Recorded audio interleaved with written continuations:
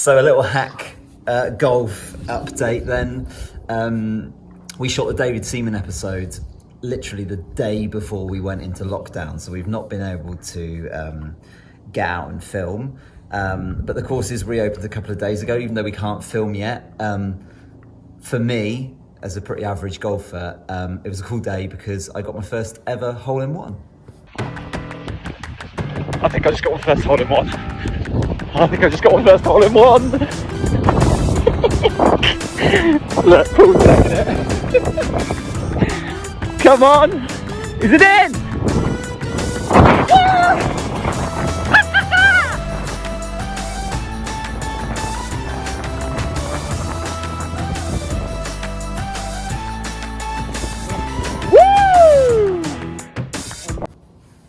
So there hasn't been much golf. There's been a lot of decorating going on. As you can see, Indy has been helping and is covered in paint.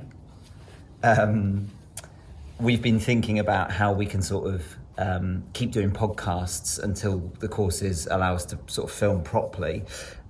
So we've been building this little studio in a shoebox, and we've been sending that out. And a big thanks to Connor Syme, who's been helping us test that. We did that the other day, which is hopefully going to allow us to do lots of interviews. And it was really cool, actually. We did a really cool podcast from his home in Scotland, and I asked him about what it was like being referenced as the Scottish Rory McIlroy all the time.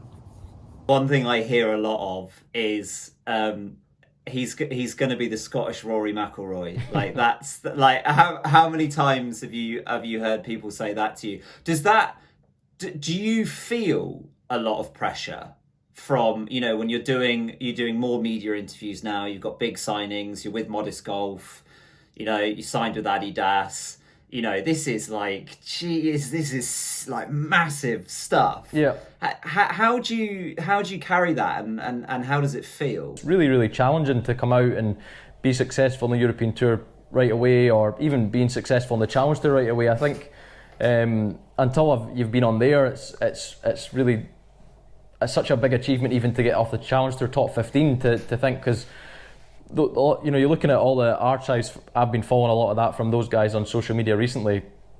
You think the amount of people that are now successful, major winners that have come off the Challenge Tour, it just shows you how difficult even that tour is. So it doesn't stop, you know, and I think for me, I'm certainly more of a in the present guy, and I look at it where I'm at now, obviously back in the European Tour, and then my goal set changes now as to where I can go from here.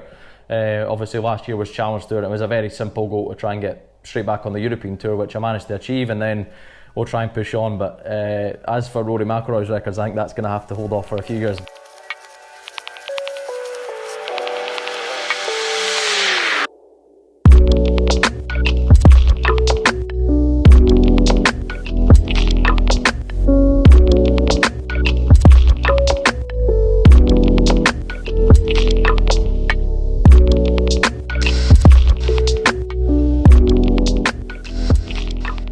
I learned something from Connor Syme, actually. He kind of really sort of instilled in me how important confidence is. When you hear the likes of like Brooks Koepka, like, you know, he literally talks about barely playing when he's not actually playing in tournaments.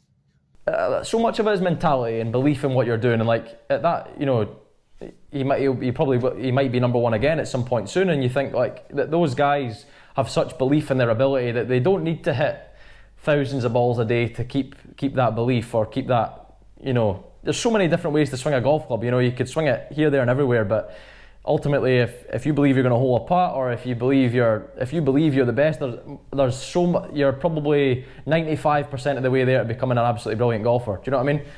Obviously, like when we're talking about that, you're thinking about that guy that's such a dick, that's always like too cocky, but there's like, you can't be like that. Like I am not giving that a go ahead at all. But what I mean by that is like, it's being quietly confident in your ability, and knowing like, you know, I don't need to go and hit this many balls. It's like, right, okay, I'm still doing my work, obviously, but it's just not as much as you think. So I'm convinced I'm going to drop my handicap by 10 this summer after speaking to Connor. Full podcast on iTunes and Spotify now, and comment below if you've had a hole-in-one.